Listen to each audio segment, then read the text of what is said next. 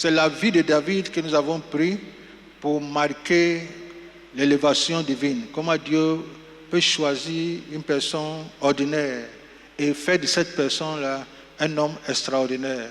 Lève la main et dis, ça me concerne. Comment Dieu peut prendre quelqu'un, un berger, collé au désert, et comment Dieu, par sa grâce, peut repositionner ce monsieur et l'établir au palais. C'est incroyable. Et je crois que c'est ce que Dieu va faire pour toi. Dis-moi Amen. C'est ce que Dieu va faire pour toi. Lève la main et dis, ça me concerne. Alors, à partir de l'onction, à partir du moment où Dieu a oint David de l'onction, tout ce qui arrive là, c'est orchestré par Dieu. Et ma prière est que Dieu oriente tes pas et que Dieu surnaturellement orchestre des choses en ta faveur, qu'il te positionne. Parce que l'onction, comme nous avons dit, c'est le gage. Tout ce que Dieu a dit qu'il va te faire pour toi, il te donne son esprit comme gage. Et dès que tu as son esprit, je parle du Saint-Esprit, sur toi, ça veut dire que c'est déjà acquis. Tout ce que Dieu t'a promis, c'est acquis. Nous allons voir 1 Samuel 17, du verset 4 au verset 10. Moi, j'ai lu la version Semeur. Alors, un champion sortit du camp des Philistins. Lis ça haut et fort. Et s'avançait vers Israël. C'était un géant, mesurant près de 3 mètres, nommé Goliath, originaire de Gath. Il était revenu d'un casque de bronze, d'une cuirasse à écale, en bronze pesant une 60aine de kilos. Ça veut dire que sa cuirasse pèse 60 kilos. Tu peux imaginer. Ses jambes étaient protégées par des plaques de bronze. Et il portait un bandilial sur les épaules, un javelot de bronze. Le bois de sa lance avait la grosseur d'un cylindre.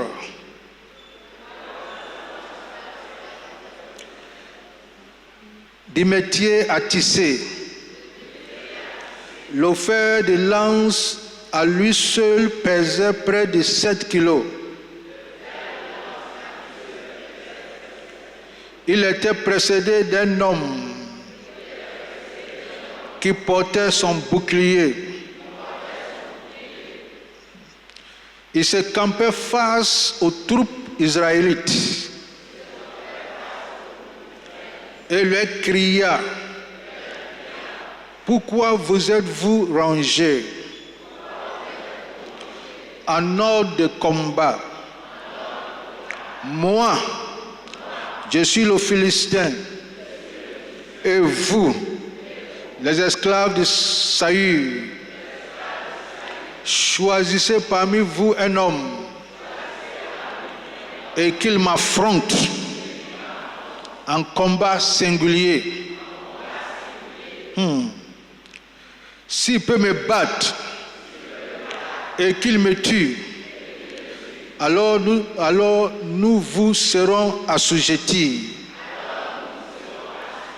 Mais si c'est moi le vainqueur, et si je le tue, c'est vous qui nous serez assujettis, et vous serez nos esclaves. Puis il ajouta: je lance aujourd'hui ce défi à l'armée d'Israël. Envoyez-moi un homme et nous nous affronterons en combat singulier. Amen. Imagine-toi si tu faisais partie de l'armée de Saül. Soyons sincères. Si tu faisais partie de l'armée de Saül, quelle serait ta première réaction? Qui peut dire quelque chose? Voici un homme, on vient de décrire. La Bible l'appelle géant. On voit sa taille, on voit sa forme, sa voix même.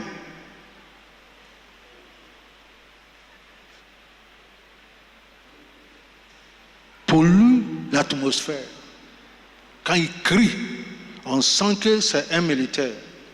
Ce n'est pas un simple militaire, on sent que c'est un guerrier. Saül a dit, quand il parlait avec David, quand David voulait partir, Saül, voulant le décourager, il dit que ce monsieur-là, depuis son enfance, il est dans cette affaire de guerre. Et ce monsieur-là, il n'a jamais perdu un match. Il n'a jamais fait un match nul. Ce n'est pas toi qui vas briser ce record-là, David. Si tu étais là, quelle serait ta réaction? Si David était ton fils, maman, et David veut affronter ce géant, quels seraient tes conseils? Hey Dave, c'est le seul qui me reste. Et s'il était ton fiancé? Et la date du mariage est déjà prévue. Ça veut dire que le gars là, il va me laisser veuve avant même mariage. Le thème de notre réflexion ce matin, c'est facilitateur de ton élévation. Il ne faut pas oublier que le thème, c'est l'élévation divine. Facilitateur de ton élévation. Dis après moi, facilitateur, les facilitateurs de mon élévation. Haut et fort. Comme je disais, tout ce qui suit après l'onction de David, c'est Dieu qui est derrière la scène, qui est en train d'orchestrer les choses en faveur de David. Et c'est la même chose que Dieu fait pour toi, toi qui es sur une alliance qui est supérieure, qui est meilleure par rapport à l'alliance sous laquelle David était. Dieu a connecté David au palais, d'abord parce que Saül avait un problème et il cherchait un joueur de la harpe. David n'était pas le seul joueur de la harpe. Mais comme Dieu sait ce qu'il est en train de faire, Dieu a fait en sorte que le nom de David soit cité au palais. Dis, ça me concerne. Ton nom sera cité au palais. Ton nom sera cité dans la haute sphère. On cherche quelqu'un et on cherche quelque chose. Dieu fera en sorte qu'il y ait quelqu'un qui te connaît, qui sait ce que tu peux faire. Pas parce que c'est toi qui es le meilleur joueur de la harpe, mais Dieu est derrière la scène en train de te repositionner et de t'établir. Dis-moi Amen. Et c'est ça qui a permis David d'avoir accès au palais. Saül maintenant le connaît. Alors maintenant, il peut aller au palais. Est-ce que vous voyez? Il peut aller au palais. Même si ce n'est pas pour jouer de la harpe, c'est lui qui entretenait le roi. Quand le roi est dépressé, opprimé, comprimé, et tous ces primés-là, c'est lui qui vient le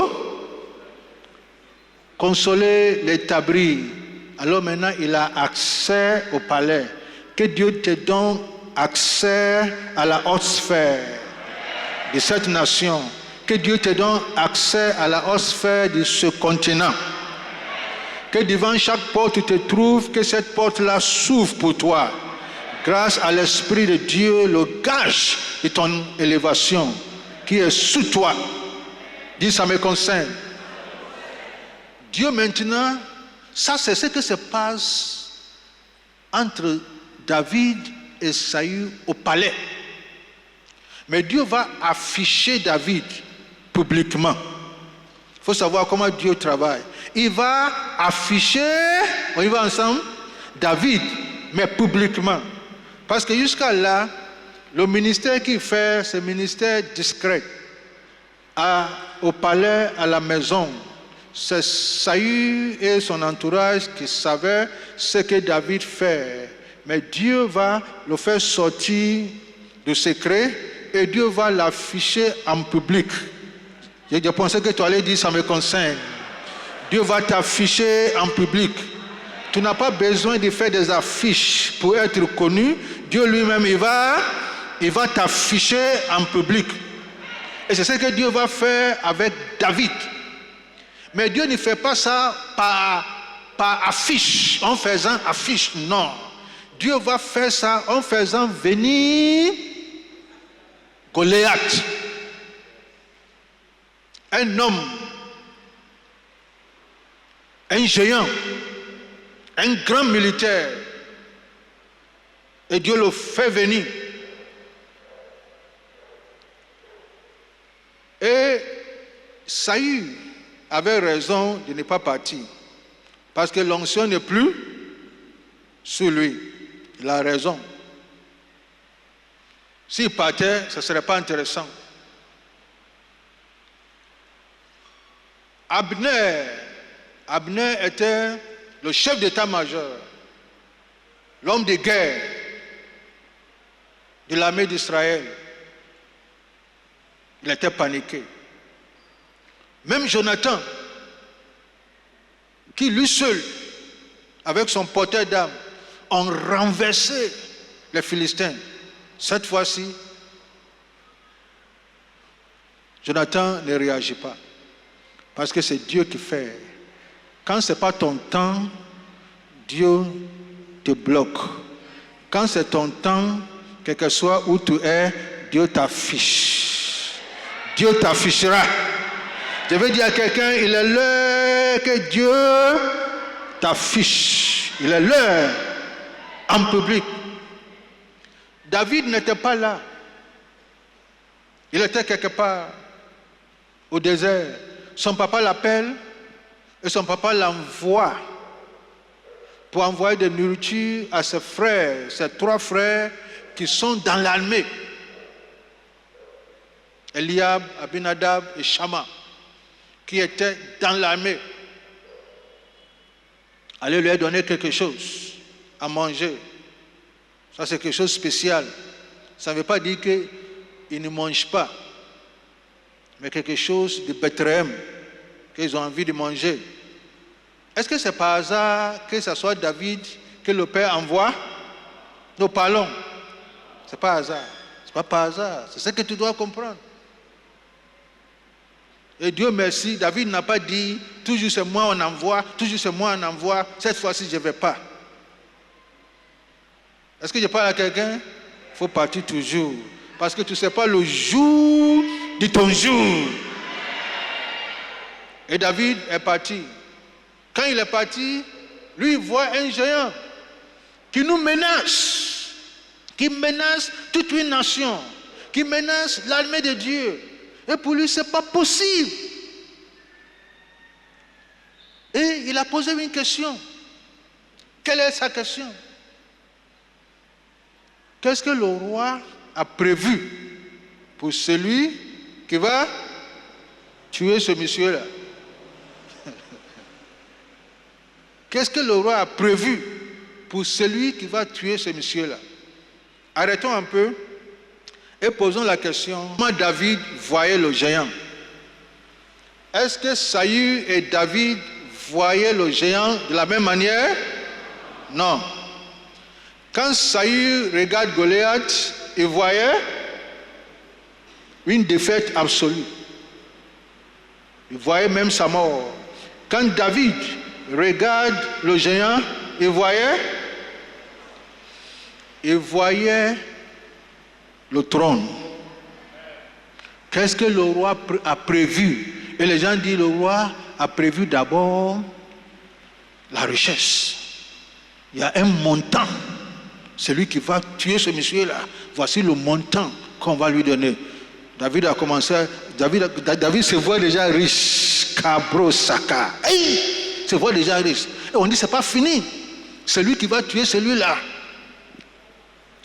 Sa famille sera exonérée. Il ne paie plus impôts, ni taxes. David dit waouh. On dit c'est pas fini. Il aura la fille du roi comme femme. David dit, le monsieur là est mort déjà. Considère ce monsieur là mort. Son frère Eliab a entendu. Quand il a entendu, il dit, petit, on t'a envoyé pour donner à manger. Toi donner, il faut retourner. C'est pas affaire d'arrogance, on te connaît. Ça là, ça n'a rien à voir avec onction, huile qu'on a mis sur toi. Là. Ça là, c'est la réalité. Ça n'a rien à voir avec nous on est dans l'armée. Toi-même là, tu n'as pas âge. D'abord, tu n'as pas âge de rentrer dans l'armée. Ça c'est un. Tu n'as aucune formation militaire. Ça c'est deux. Nous-mêmes qui sommes expérimentés, des hommes au front là, nous-mêmes là, on a regardé tous ces matchs, tous ces combats. Chaque combat, il a une stratégie différente. On ne sait même pas comment l'affronter. Mon petit, quitte ici. Et David a quitté son frère, parce qu'il ne veut pas faire palabre. Et il ne peut même pas faire palabre avec son frère. Il a quitté son frère, il allait quelque part poser la même question. On lui a donné la même réponse. Il dit c'est intéressant. Et il est rentré chez Saül. Parce que avant ça, comme je disais, Dieu lui avait déjà donné un accès. C'est très important. Tout accès que Dieu te donne, garde-les. Demain ça va te servir, garde-les. Toute relation que Dieu te permet dans ta vie, garde-les. Ça va te faire du bien demain. Maintenant, il rentre chez Saül, sans protocole, parce que c'est lui qui entretient le roi. Et quand il est rentré chez le roi, il a dit au roi que personne ne soit dérangé, que ce petit-là, que ce Philistin-là, je vais m'occuper de lui. Hey. Le roi dit, David, toi tu es joueur de la harpe. Mais ça, mon petit, David dit, papa, quand j'étais au désert, en tant que berger, voici ce qui se passe. Quand les animaux sauvages viennent, comme des lions, viennent, prends la brebis de mon père. Voici ce que j'ai fait. Je vais vers lui. Je l'affronte et je le confronte et je le frappe et je fais sortir la brebis de mon père. Saül dit, waouh, tout ça, tu as fait ça? Oui. Et tout ça, c'est grâce à quoi? Grâce à l'onction que Samuel a mis sur sa vie. L'onction n'est pas simplement pour parler en langue. Si ça sera très facile. L'onction vient pour faire ce que tu ne peux jamais faire. Si Dieu te donne l'onction, son esprit, c'est pour accomplir ce que tu ne pouvais pas faire de toi-même. On se communique? Si tu fais ce que tu peux faire, Dieu n'a pas besoin de mettre son huile sainte sur ta vie pour aller faire ce que tu peux déjà faire. Et écoute-moi, Dieu n'a jamais dit à personne de faire ce qu'il peut déjà faire. Si tu peux déjà faire, tu n'as pas besoin que Dieu t'en parle. Si tu lis bien la Bible, tu verras que toutes les personnes à qui Dieu leur a dit quelque chose, ça veut dire que eux là, ces personnes-là, ne pouvaient pas faire ce que Dieu leur dit de faire. Si tu viens voir le pasteur et dire, pasteur, Dieu m'a dit d'acheter un panier d'offrandes et que tu pouvais faire là, ce n'est pas Dieu qui t'a dit, c'est toi-même qui as eu un besoin en tant qu'un bon homme qui veut faire quelque chose pour Dieu. Ce n'est pas la même chose. On se communique, non? Dieu a dit à Abraham, dont la femme était stérile, Dieu dit, tu seras père des nations. Dieu sait que c'était impossible. Il a dit à Marie, qui n'a pas mari, et Dieu lui a dit, tu vas avoir enfant. Ce n'est pas faisable. Il a dit au paralytique, qui était paralysé pendant 38 ans, prends ta natte, lève-toi et marche. Si ce que Dieu disait là, le gars pouvait faire, Dieu n'allait pas lui dire. Le gars même là, s'il était un Africain, il allait dire à Dieu, il allait dire à Jésus, si je pouvais me lever et marcher, je n'avais pas à attendre 38 ans, que toi, petit prophète, c'est toi qui vas me dire de me lever et marcher. Mais Jésus sait que tout ce que Dieu te dit de faire, c'est impossible. On se communique. Dieu est dans la sphère des possibilités. Ça veut dire il est dans la sphère où on rend les choses impossibles possibles. Dieu n'est pas dans la sphère où c'est que si tu dis pasteur, Dieu m'a dit de te donner 10 000 francs et que tu pouvais donner 1 milliard. Ce n'est pas Dieu qui t'a dit, c'est toi-même qui as pitié au pasteur et qui veux lui donner 10 000 francs. On se communique, non? Mais Dieu, il ne faut jamais oublier, Dieu n'a jamais dit à quelqu'un de faire ce qu'il peut faire lui-même. Dieu n'a pas besoin de te dire de faire. Et Dieu n'a jamais mis son onction sur quelqu'un d'accomplir ce que la personne peut faire. C'est quand Dieu te dit de faire quelque chose, il ne faut pas dire au Seigneur, je ne peux pas faire. En réalité, tu ne peux pas faire, c'est à cause de ça, il te dit de faire. Si tu peux faire, c'est un homme qui va te dire de faire. Moi, si je cherche quelqu'un pour faire quelque chose, je cherche quelqu'un qui est capable pour faire, et je lui dis, fais ça pour nous. Si Dieu cherche quelqu'un pour faire quelque chose, il n'a pas besoin de chercher quelqu'un qui est capable de la chose là. Il prend quelqu'un qui ne peut pas faire et il lui donne sa grâce, son onction pour accomplir ça. On se communique. C'est ce que Saül n'a pas compris et c'est ce que David avait compris. David sait qu'il ne peut pas tuer un géant. Il ne peut pas. Il n'y a pas moyen, David face à Goliath, que David tue Goliath. Ça ne se passe pas. Sauf avec l'aide de Dieu. Là où tu vas arriver, tu vas y arriver avec l'aide de Dieu. Ce que tu vas faire cette année, tu vas le faire avec l'aide de Dieu. Et à la fin de l'année, tu vas regarder en arrière et tu vas dire, Ebenezer, c'est jusqu'à ici, l'Éternel nous a secourus. Amen. Où sont les David dans cette génération? On a beaucoup de Saül. Ils vont analyser. Ils vont analyser. Ils vont calculer. Risque calculé. On a beaucoup d'hommes d'affaires de Saül.